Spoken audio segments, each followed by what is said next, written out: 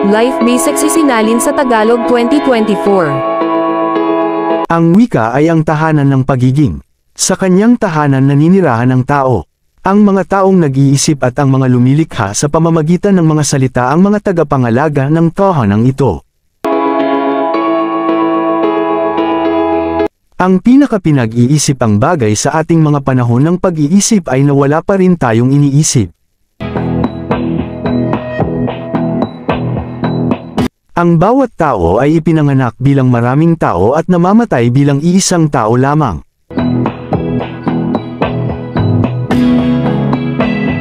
Ang pag-iisip ay nagsisimula lamang kapag nalaman na natin na ang rasyon, pinapulihan sa mga siglo, ay ang matigas na kalaban ng pag-iisip.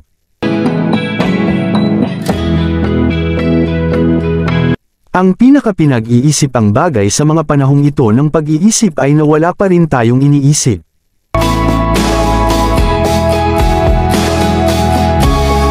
Ang tao ay kumikilos na parang siya ang tagapag-anyo at Panginoon ng wika, samantalang sa katunayan ang wika ang nananatiling Panginoon ng tao.